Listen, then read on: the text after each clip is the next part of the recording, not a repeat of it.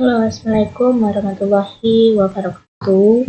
Sini saya akan menjelaskan atau mempresentasikan hasil dari review artikel yang dimana itu berjudul analisis klaster dan korespondensi terhadap indikator pertumbuhan penduduk Kota Surabaya tahun 2020. Izinkan saya memperkenalkan diri, saya Nabila Arlatus Solehah, NIM 2403211000093 dari kelas A. Nah, untuk latar belakangnya sendiri itu adalah Kota Surabaya merupakan ibu kota Provinsi Jawa Timur yang paling kepadatan penduduknya itu tertinggi dan itu berjumlah 8.707 jiwa. Untuk pertumbuhan penduduk setiap kecamatan itu juga berbeda-beda, di mana itu sehingga kita itu penting untuk mengetahui pola persebaran pertumbuhan penduduk. Dan juga penelitian ini itu menggunakan 4 indikator yang dimana itu meliputi jumlah kelahiran, jumlah kematian, jumlah pindah keluar, dan jumlah pindah datang. Nah, untuk analisis ini bertujuan untuk mengelompokkan kecamatan berdasarkan laju pertumbuhan penduduk, mengetahui kecenderungan indikator yang paling berpengaruh. Nah, selanjutnya itu ada di alasan penggunaan analisis korespondensi. Kita mengambil dengan analisis korespondensi ini dipilih karena dapat menggambarkan hubungan antar variabel secara visual melalui peta kedekatan. Nah, kita mengambil metode ini itu hubungannya antara kecamatan dan indikator pertumbuhan penduduk dapat dilihat dengan jelas, sehingga pola distribusi dan kecenderungan dapat dipahami dengan lebih baik. Dan juga analisis ini itu membantu memperkuat hasil analisis klaster agar interpretasi data tersebut itu menjadi lebih akurat. Nah, kita itu ada metode penelitiannya itu kita ambil 3, yang dimana itu ada yang menggunakan data sekunder dari Dinas Kependudukan dan Catatan Sipil Kota Surabaya. Nah, untuk yang kedua itu data mencakup indikator pertumbuhan penduduk tahun 2021 dari ke-31 kecamatan di Kota Surabaya.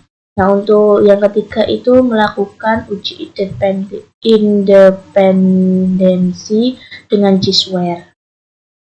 Nah, ini tuh hasil analisis korespondensi yang sudah saya analisis di SPSS.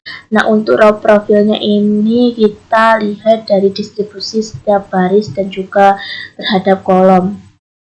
Untuk indikator 1 itu kita lihat sebelumnya itu ada di klaster 1 yang bernilai 1,1. Nah, untuk yang klaster kedua atau indikator kedua itu dilihat dari ininya. Ini juga 1,1. Nah, untuk indikator yang ketiga itu kita lihat dari juga di klaster ketiga itu juga 1. Nah, berarti dari setiap indikator 1 sampai 3 dan juga klaster 1 sampai 3 itu kita lihat bahwa memiliki indikator yang sempurna, yang dimana ini dengan dilihat dari nilainya itu klasternya itu sama. Untuk kolom profilnya sendiri juga sama. Dilihat dari indikator 1 sampai indikator 3 dan juga klaster 1 sampai 3. Ini kan satunya. Nah, ini kan nilainya 1,0. Dan juga indikator 2 juga 1,000 dan juga indikator ketiga juga 1,00. Jadi ini tuh asosiasi atau indikator yang sempurna.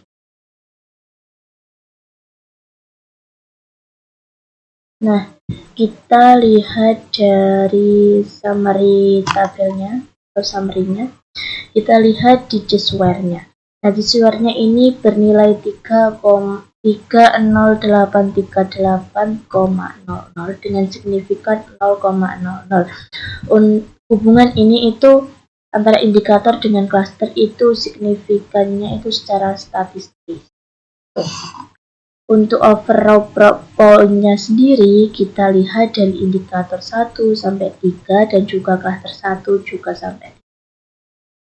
Itu ada di indikator 1 itu min 1,594 dan juga indikator 2 itu 0,627 dan juga indikator ketiga itu 0,637. Nah, untuk sama.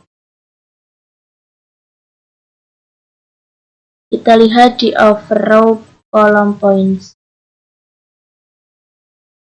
Untuk overall column points ini juga sama, yang dimana itu nilainya cluster 1 itu min 1,594 dan juga cluster 2 dan 3 itu juga sama dengan 0,627.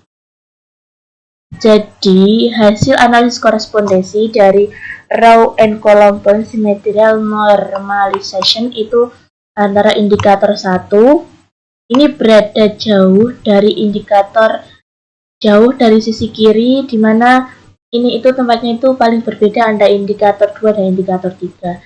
Nah, untuk indikator 2 sendiri itu ada di kanan atas, jadi mana itu nilainya itu positif. Kita lihat dari sumbu X dan juga sumbu Y atau dimensi 1 dengan dimensi 2. Untuk yang ketiga itu ada di indikator yang berada di paling bawah kanan, yang dimana itu indikatornya dari dimensi 1 itu negatif dan juga di dimensi 2 itu positif, yang dimana itu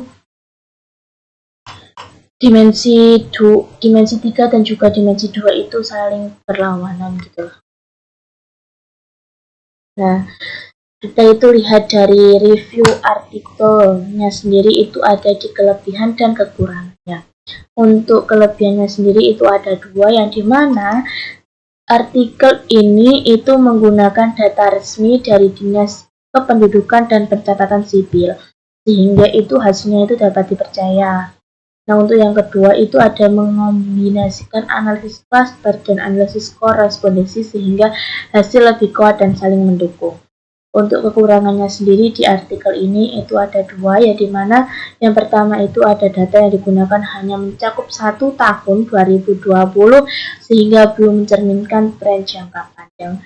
Untuk yang kedua itu ada di hasil analisis belum menyajikan model prediksi atau simulasi pertumbuhan penduduk di masa depan. Jadi untuk kekurangannya sendiri itu ada 2, yang ada yang satunya itu belum mencakup 1 tahun. Yang mencakup 1 tahunnya sendiri kan ini kan 2020, jadi untuk keberlanjutan 2021-2022 itu belum. Nah, untuk hasil analisis sendiri itu ada di model prediksi dan simulasi pertumbuhan yang akan berdatangan dari 2021, 2022, 2023, dan 2024, dan sekarang juga. Nah, sekian presentasi dari saya. Apabila ada perkataan atau perbuatan yang salah, mohon maaf yang sebesar-besarnya. Wassalamualaikum warahmatullahi wabarakatuh. Terima kasih.